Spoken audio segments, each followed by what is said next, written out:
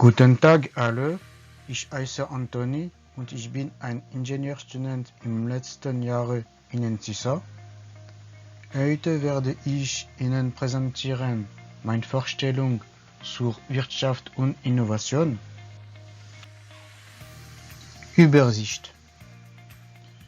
Ich werde Ihnen die Teile starker Standort, Global Akteur und Leitmärkte und Innovationen vorstellen. Und ich werde am Ende über nachhaltige Ökonomie, digitaler Wandel und attraktiver Arbeitsmarkt sprechen. Ich werde präsentieren starker Standort. Deutschland ist die größte Volkswirtschaft der Europäischen Union und nach den USA, China und Japan die viertgrößte der Welt. Ihre Wettbewerbsfähigkeit und globale Vernetzungen verdankt die deutsche Wirtschaft einer starken Innovationskraft und hoher Exportorientierung. In den umsatzstarken Branchen Automobilbau, Maschinen- und Anlagenbau, in der Chemieindustrie sowie in der Medizintechnik macht der Export weit über die Hälfte des Umsatzes aus.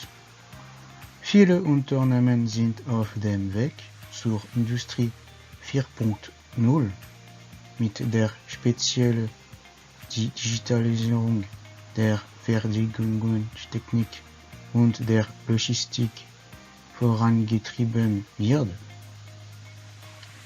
Die positive wirtschaftliche Dynamik hat zu einer günstigen Entwicklung des Arbeitsmarktes geführt. Deutschland gehört zu den Ländern mit der höchsten Beschäftigungsquote in der EU und ist das Land mit der prozentual geringsten Jugendarbeitslosigkeit. Dort sehen wir zwei Roboter mit 4.0. Aber was ist das 4.0? Was ist Industrie 4.0? Für Industrie 1.0 haben wir die Dampfmaschine. Die Kraft des Dampfes erhöht die Muskelkraft des Menschen. Dies wird die Produktion und Transportkapazitäten erhöhen. Die körperliche Arbeit wird erleichtert für die Wartung und den Betrieb der Maschinen sind jedoch technische Fähigkeiten erforderlich. Für 2.0 werden die Montagelinien angesagt. Es ermöglicht die Herstellung eines Produkts in großen Mengen. Die daraus resultierende Innovation ist die Arbeitsteilung. Jeder Arbeitnehmer hat seine eigene Aufgabe im Zusammenhang mit der nächsten zu erledigen. Es ermöglicht gering qualifizierten Menschen Arbeit in Fabriken zu finden. Mit der nächsten Version 3.0 werden die Maschinen elektronisch gesteuert, programmiert und automatisiert. Aufgaben werden von Maschinen mit hoher Geschwindigkeit ausgeführt. Die Produktivität steigt und die Kosten sinken. Diese Automatisierung entlastet den Menschen von monotonen Aufgaben, aber die verlorenen Jobs werden durch neue weggemacht.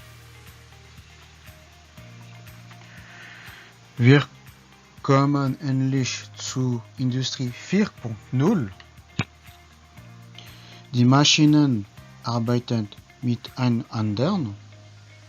Die Maschinen organisieren die Produktionsprozess autonom. Menschen kommunizieren intuitiv mit Maschinen, verbessern Prozess und arbeiten mit Robotern. Die Arbeit wird vielseitiger und kreativer, erfordert jede Qualifikation. Deutschland engagiert sich aktiv in der Gestaltung der Globalisierung und setzt sich für ein nachhaltiges globales Wirtschaftssystem ein, das faire Chancen für alle bietet. Deutschland gehört zu den 12 Ländern, die 2002 den Euro als Bargeld eingeführt haben. Die Finanzmarktkrise sowie die nachfolgende Schuldenkrise haben die gesamte Eurozone getroffen, auch Deutschland.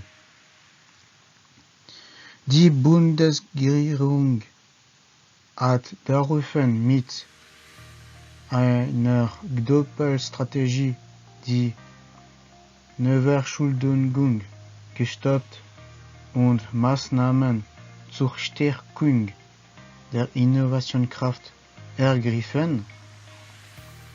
Erstmals seit 1969 kann seit 2014 ein ausgeglichener Bundeshaushalt präsentiert werden.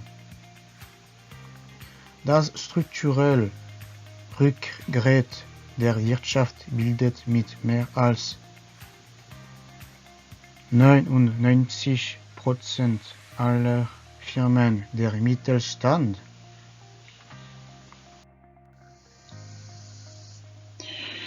Ich erzähle Ihnen über das Netz. Zum Bundesministerium für Wirtschaft und Energie, BMWI. Wir finden dort Schwerpunkte und Initiativen. Für Arbeitsagentur, wir finden Arbeitsmarktdaten und Stellenbörsen. Und für virtuelles Welcome Center, ihr findet Anlaufstelle für internationale Arbeitssuchende mit Infos zu Arbeiten in Deutschland.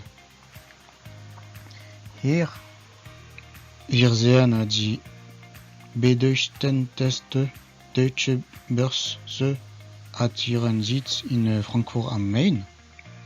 Zum Abschluss dieses ersten Teils werde ich Ihnen etwas über die Aktor und Instrument erzählen.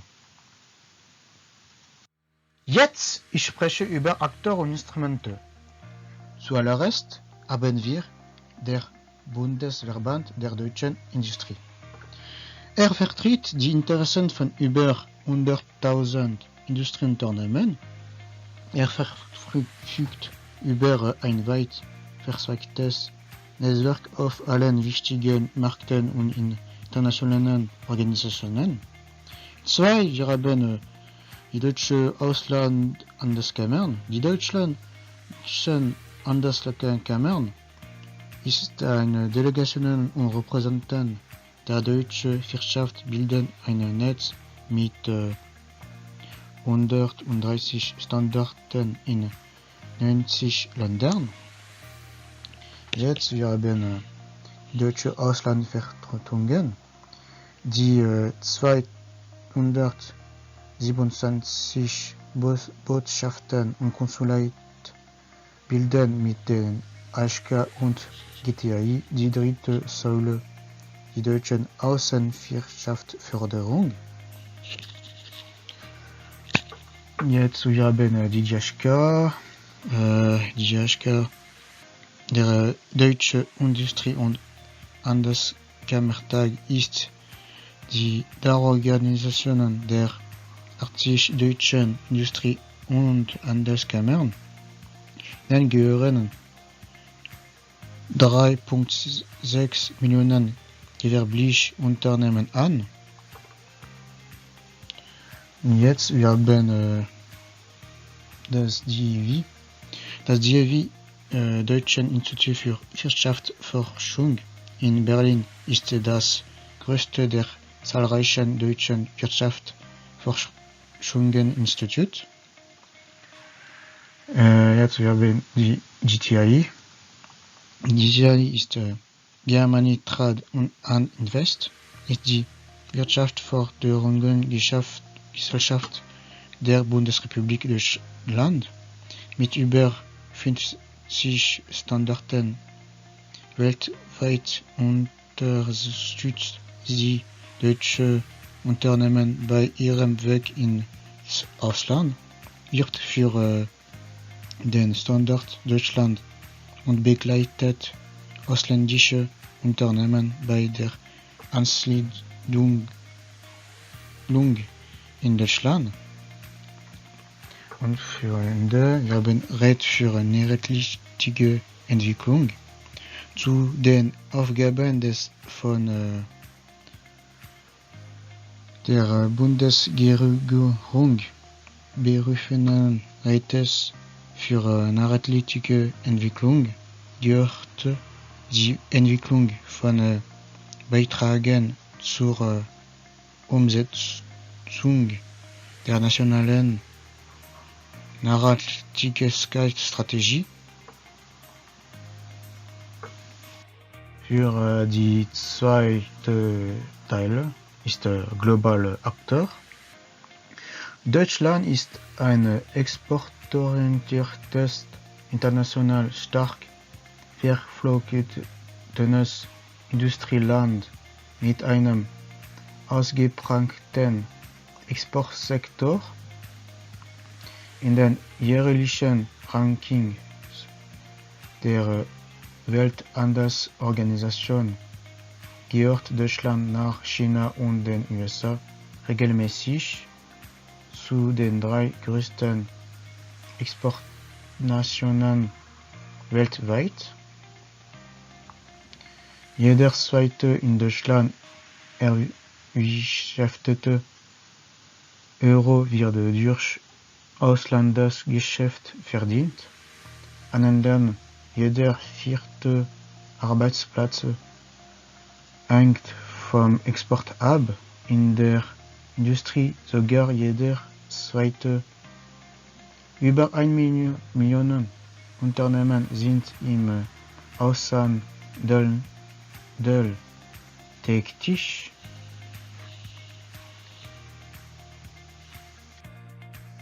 Jetzt, ich werde Ihnen von der Wirtschaftsleitung erzählen.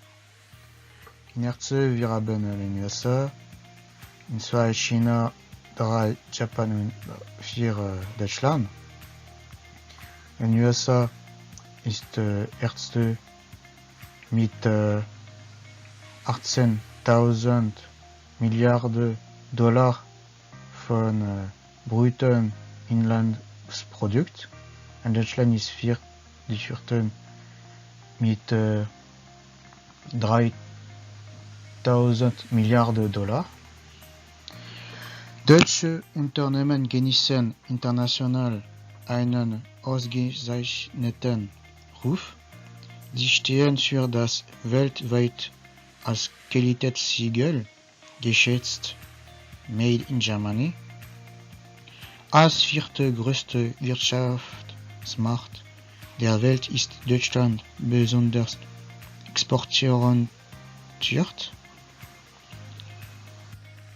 Jetzt erzähle ich Ihnen von den größten deutschen Unternehmen. Hier sind die Zahlen für 2017.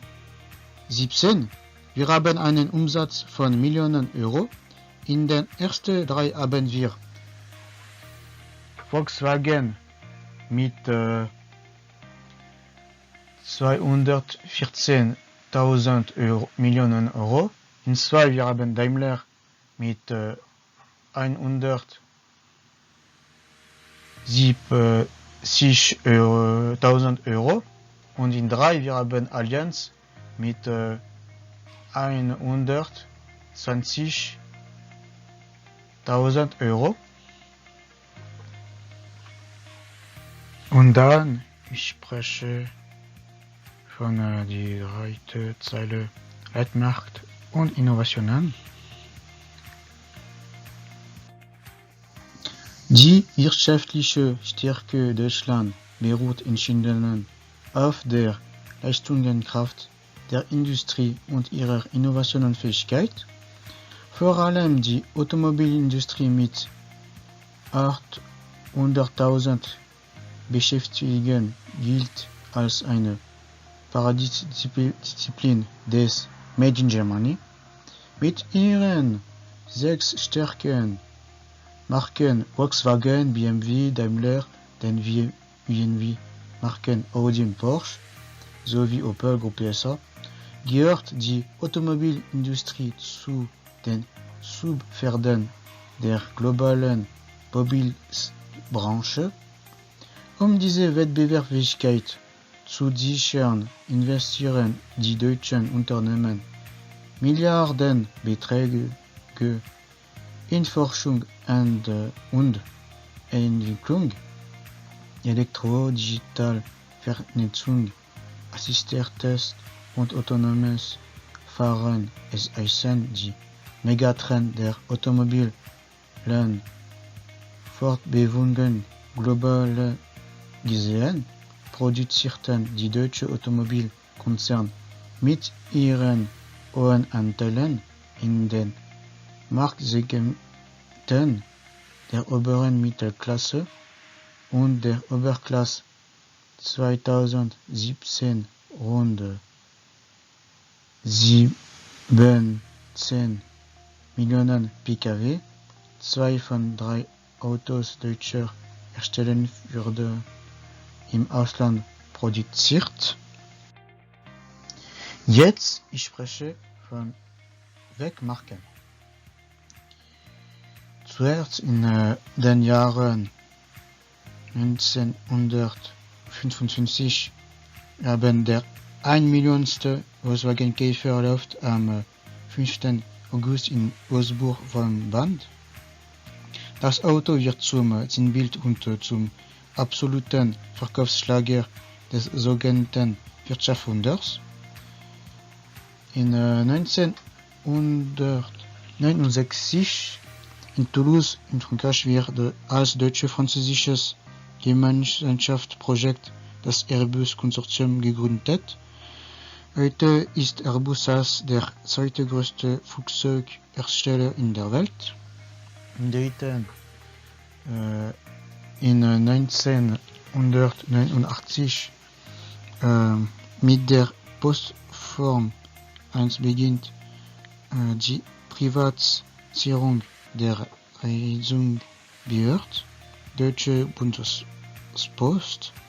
Die Privatisierung gilt als eine der größten Reformen der deutschen Wirtschaftsgeschichte.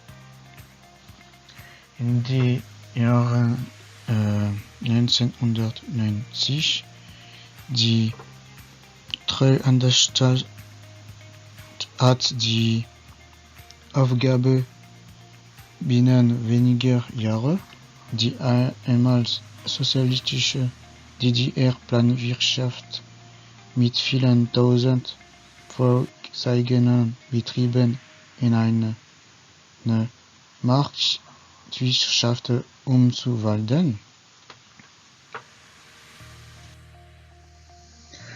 Von 1948 bis 1998 ist die D-Mark als Buchgeld bis 2001 als Bargeld die Offizialwährung.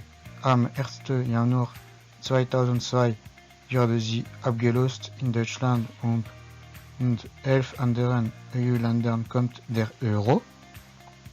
Im Januar 2018 erreicht der deutsche Aktienindex DAX sein bisheriges Allzeithoch von 14.000 Punkten. Er spiegelt die Entwicklung der 13. größten, umsatzstärksten deutschen Unternehmen wider. Wie entsteht Innovation? Innovation ist gleichbedeutend mit Veränderung. Neue Produkte entstehen und werden erfolgreich vermarktet. Für die exportierte Schweizer Maschinen-, Elektro- und Metallindustrie sind Innovationen der Schlüssel, um sich auf dem hart umkämpften Weltmarkt von der Konkurrenz abzuheben. Aber woher stammen Innovationen? Erfolgreich Unternehmen entwickeln in einem systemischen Prozess brillant Ideen. Die verschiedenen Phasen und Erfolgsfaktoren werden in diesem Film erklärt.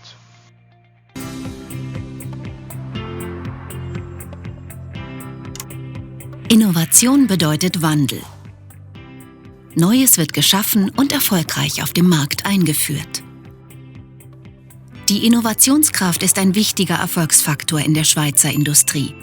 Das Marktumfeld ist anspruchsvoll, der internationale Wettbewerb ist intensiv und die Standort- sowie Lohnkosten in der Schweiz sind hoch. Die Herausforderung: viele Produkte sind kopierbar und Erzeugnisse aus Billiglohnländern erhöhen den Konkurrenzdruck. Die Margen verringern sich zunehmend. Innovationen sind der einzige Weg, um nachhaltig die Wettbewerbsfähigkeit und Rentabilität zu verbessern. Doch wie entstehen Innovationen? Der Innovationsprozess lässt sich in 3 Phasen gliedern: die Ideenfindung, die Produktentwicklung und die Markteinführung. Jede erfolgreiche Innovation beginnt mit einer zündenden Idee. Ideen entstehen aus Markt- und Kundenbedürfnissen oder auf Grundlage neuer Technologien. Dabei werden Vorschläge, Wünsche und Erfahrungen gesammelt und ausgewertet. Die Produktidee muss zur Firmenstrategie passen, Angebotslücken schließen oder die Kundenbasis erweitern. Wichtig hierbei: die Idee muss einen Neuheitswert besitzen, zur Erweiterung des Produktportfolios beitragen und sich von Konkurrenzideen abheben. Auf die Ideenfindung folgt die eigentliche Produktentwicklung. Diese besteht aus 3 Etappen, jede mit einem erfolgskritischen Meilenstein. Die Konzeptphase endet mit dem Nachweis der technischen Machbarkeit. Im Hauptprojekt wird ein Prototyp realisiert. Anschließend belegt die Nullserie, dass aus der Idee ein verkaufsfähiges Produkt werden kann. In der Konzeptphase wird das Lastenheft erstellt. Dieses listet die Anforderungen an das neue Produkt in Bezug auf Marktleistung und Technik auf. Basierend auf dem Lastenheft wird ein detailliertes Pflichtenheft erstellt. Dieses zeigt zu jeder Anforderung einen oder mehrere Lösungswege auf. Auch ein Marketingkonzept darf nicht fehlen. Wichtig ist, dass in der Konzeptphase zusätzlich die Patentlage geklärt wird. Mit dem Pflichtenheft als Grundlage wird im Hauptprojekt ein Prototyp realisiert und idealerweise direkt beim Kunden getestet. Entscheide zu Make or Buy ermöglichen Partnerschaften mit Lieferanten, wenn die benötigten Technologien oder Fertigungsverfahren im Unternehmen noch nicht vorhanden sind. In dieser Phase wird auch der Weg für die Markteinführung geebnet, und zwar mit technischen Dokumentationen sowie Produktions- und Verkaufsvorbereitungen. Die letzte Phase der Produktentwicklung umfasst die Produktion der Vor- oder Nullserie. Dabei werden notwendige Investitionen getätigt, zum Beispiel ins Lieferantennetzwerk oder in die eigene Fabrik. Anhand von Feldtests in wichtigen Marktregionen werden allfällige Produktmängel behoben. Ziel der Nullserie ist das verkaufsfähige Produkt. Zu guter Letzt beginnt die Markteinführungsphase mit der Vorbereitung des Produktionsstartes. Gleichzeitig werden Marketing- und Verkaufsunterlagen erstellt und Produktschulungen durchgeführt. Somit ist alles bereit für die entscheidende Phase des Innovationsprozesses, den Verkaufsstart und die Markteinführung in den Zielmärkten. So viel zur Entstehung von Innovation. Doch was sind die Erfolgsfaktoren im Innovationsprozess? Entscheidend für den Erfolg ist die Zusammensetzung des Projektteams. Dieses sollte interdisziplinär mit Experten aus Beschaffung, Technik, Produktion und Marketing zusammengesetzt sein. Zusätzlich erhöht die Zusammenarbeit mit externen Partnern die Erfolgsaussichten. Kunden und Lieferanten sind wichtige Partner in Innovationsprojekten. Von großer Bedeutung ist auch die Zusammenarbeit mit Hochschulen und Forschungsinstituten. Sie ergänzen fehlende Kenntnisse zu neuen Technologien und Methoden. Ausgezeichnete Hochschulen mit hoher Technologiedichte sind ein Standortvorteil der Schweiz. Projekte zwischen Unternehmen und Hochschulen werden von der Kommission für Technologie und Innovation bzw. der InnoSwiss unterstützt. Auch Kantone und Stiftungen fördern die Zusammenarbeit. Die Erfahrung zeigt, dass die Zusammenarbeit mit externen Partnern die Erfolgsaussichten eines Innovationsprojektes erhöhen. Sie werden schneller realisiert, womit auch die Entwicklungskosten sinken. Zudem fließt dadurch neues Wissen in das Unternehmen. Swissmem hat für ihre Mitgliedfirmen Innovationscoaches im Einsatz. Diese unterstützen sie bei Innovationsvorhaben und bei der Suche nach geeigneten Partnern. So leistet Swissmem einen Beitrag zur Innovationskraft der Schweizer MEM-Industrie. Nachhaltige Ökonomie. Deutschland gehört zu den nächsten Industriestädten der Welt. Dies ist das Ergebnis einer internationalen Vergleichung der 34 OECD-Mitgliedsländer. Dennoch ist auch Deutschland in einigen Bereichen noch weit von einem nachhaltigen Leben, nachhaltigem Wirtschaften und einem nachhaltigen Umgang mit den natürlichen Ressourcen entfernt. Der hat die Bundesregierung ihre Nachhaltigkeitsstrategie 2017 umfassend weiterentwickelt und an den 17 sogenannten Sustainable Development Goals der Vereinten Nationen ausgerichtet. Die neue Strategie sieht 3 Ebenen vor: Maßnahmen mit Wirkung in Deutschland, Maßnahmen durch Deutschland mit weltweiten Auswirkungen und die direkt unterstützen anderen Länder durch bilaterale Zusammenarbeit. Hier ist die Liste der Errichtungen, die das meiste Geld erbringen. Wir haben Volkswagen, die größte Unternehmen mit 642.030 Beschäftigte. Und hier ist die Deutsche Bank, die größte Bank mit 97.535 Beschäftigte. Hier ist DAX, die Deutsche Aktienindex. Es ist die wichtigste Börsenindex. Hier ist Hannover, ist der größte Messegelände. Und dies ist Airbus Hamburg, ist der größte Flugzeugbauer.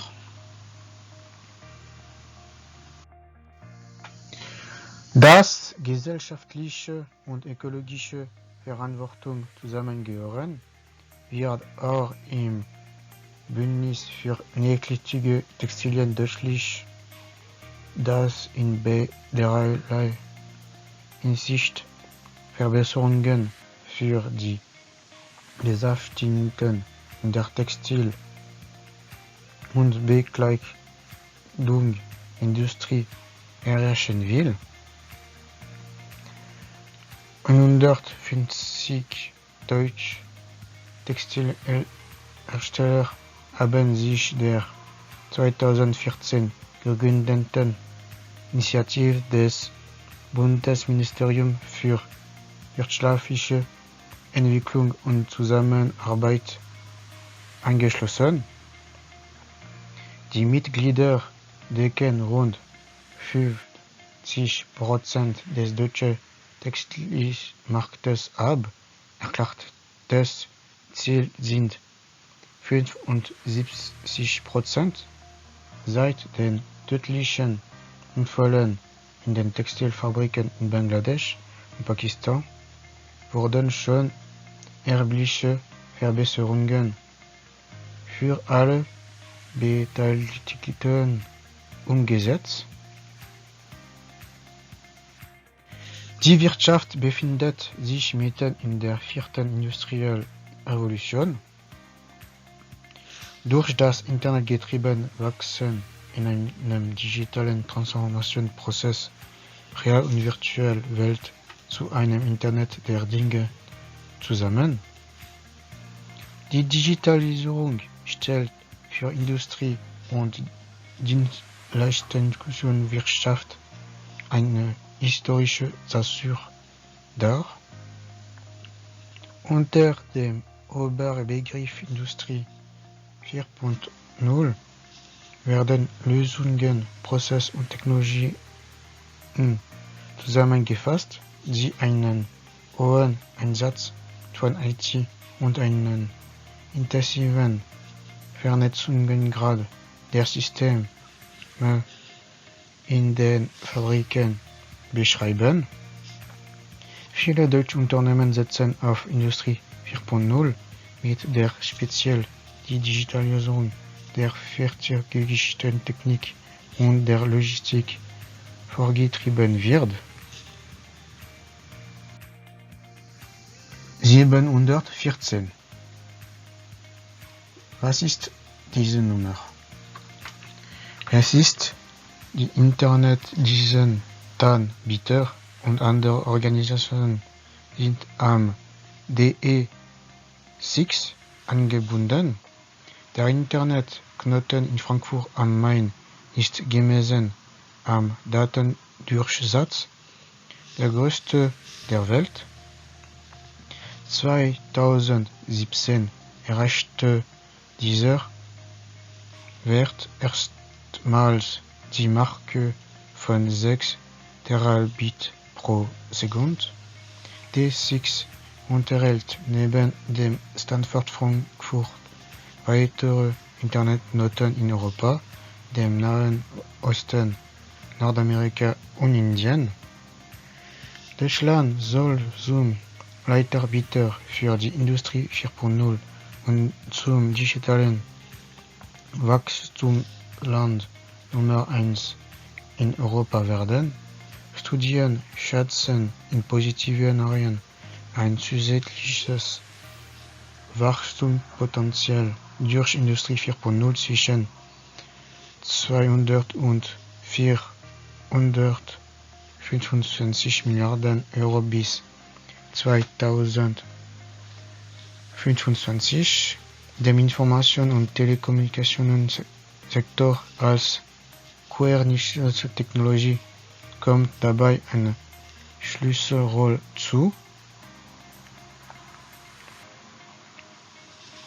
Der Ausbau der digitalen Infrastruktur gilt als eine der wichtigsten Aufgaben bei der Digitalisierung. Ziel ist ein flächendeckender Ausbau mit Gigabit-Netzen. Bis zum Jahre 2025 sollen Glasfaseranschlüsse in jeder Region, in jeder Gemeinde möglichst direkt bis zum Haus gelegt sein. Dafür ist eine gemeinsame Kraftverteilung von Telekommunikationsanbietern und Stadt erforderlich. Die Bundesregierung stellt dafür in dieser Legisperiode bis zu 2 Milliarden Euro zur Verfügung. Ein Schlüsselrolle auf dem Weg zum Digitalland fällt der kommenden Mobilfunkgeneration 5G zu. Bis 2020 werden allein in Deutschland und 770 Millionen Geräte vernetzt sein, neben Smartphone und Tablet auch Fahrzeug, Haushaltsgerät und Industriemaschinen. Das stellt hohe Anforderungen vor allem an die mobilen Verbindungen. Die Bundesregierung will Deutschland zum Leitmarkt für 5G entwickeln. In 5 Regionen soll die Technologie getestet werden, um die Entwicklung zu beschleunigen und eine flächendeckende, lückenlose Versorgung sicherzustellen. Der Kommerzialstart wird aber 2020 erwartet. In dieser Abbildung sehen wir, dass die Eurozone den größten deutschen Markt darstellt und an der Spitze in die am meisten exportierten Waren. Ich werde jetzt über ein Produkt sprechen, das so viel in die ganze Welt exportiert wurde, dass es heute einen Mangel an Lagerbeständen gibt. Hier ist die PlayStation 5. Käufer haben diese Konsole im September vorbestellt. Die Veröffentlichung fand am 19. November statt. Am Tag der Veröffentlichung, als die Website der Verkäufer geschlossen waren, gab es an diesem Tag viele Verbindungen. Der Preis für diese Konsole beträgt 500 Euro und trotz eines attraktiven Preises gab es viel Verkauf. Sony hat eine neue Manufaktur auf den Markt gebracht. Neue werden im Dezember kommen. Die Leute haben dieses Produkt nur gekauft, um es zum doppelten Preis weiter zu verkaufen. Und jetzt zeige ich Ihnen die Startanzeige für dieses Produkt. Entdecken. Das ist unsere Bestimmung. Wir wollen sehen, was noch nie gesehen wurde. Hören, was noch nie gehört wurde. Fühlen, was noch nie zuvor gefühlt wurde. Wir sind alle Entdecker. Und neue Welten warten auf uns. PlayStation. Was ich von diesem Video gehalten habe, dieses Produkt treibt uns zum Reisen an. Mit dem Kauf dieses Produkt entdecken wir die nächste Konsolgeneration. Es hat auch ein ziemlich futuristisches Design. Und jetzt, ich spreche über attraktive Arbeitsmarkt, ist die letzte Zeile. Die gierige Jugendarbeitslosigkeit hat international den Blick auf die erfolgreiche Dualberufsausbildung gelenkt, die sich von der rein schulischen Ausbildung unterscheidet, die in den meisten Ländern den Einstieg in das Berufsleben darstellt. Etwa die Hälfte der Jugendlichen in Deutschland erlernen nach der Schule einen der 350 staatlich anerkannten Ausbildungsberuf im dualen System. In Bezug auf die Innovationen der Zukunft Sie können Körperverbesserungen, Teleportation oder Zeitreisen durchführen. Wer würde nicht von Zeitreisen träumen? Wir haben auch das Aussehen des automaten Autos. Der Fahrer kann tun, was er will. Er wird nicht die Möglichkeit langer Reisen haben. Für das Fahren in der Stadt wäre es besser, wenn er fahren würde. Hier sehen wir Verbesserungen mit einem Lenkrad und verstaubbaren Rädern. Wegbeschreibung zu den Fahrern an der Frontscheibe.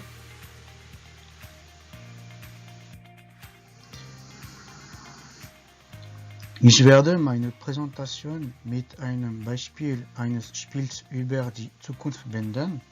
Ich werde Ihnen die verschiedenen Versionen der Konsolen vorstellen. Die Spiele an der Spitze sind eine Reihe von Mensch- und Maschinenspielen der Zukunft. In den Jahren 1994 bis 2005 haben wir 103 Millionen Maschinen verkauft. Dann haben wir in den Jahren 2000 bis 2012 156 Millionen Maschinen verkauft. In den Jahren 2006 bis 2017 haben wir 87 Millionen Maschinen verkauft. Dann haben wir in den Jahren 2013 bis 2020 110 Millionen Maschinen verkauft. Für die PS5 werden an einem Tag 3 Millionen Maschinen verkauft. Und zum Schluss hier eine Anzeige für eines der zukünftigen Spiele von dieser Folie.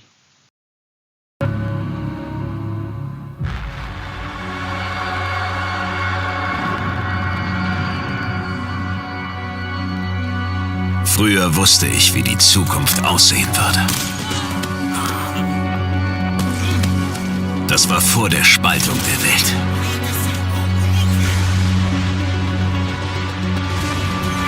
Alles hat sich geändert. Mich eingeschlossen.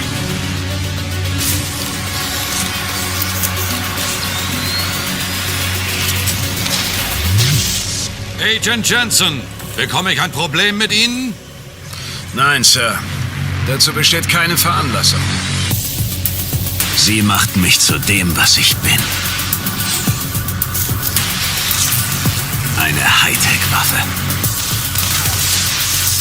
Und jetzt stecken Sie Menschen wie mich in einen Käfig. Um die Elite zu jagen, die in den Schatten heranwächst, reicht ein Mann nicht aus. Sie werden doch jetzt nicht sentimental, Techno. Oder? Naja, falls doch, MacReady, werden Sie es nicht kommen sehen.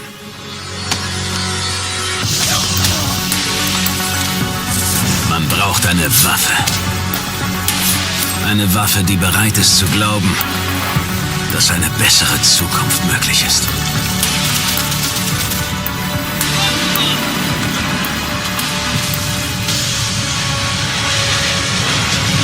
Falls ich lang genug überlebe, um sie zu sehen.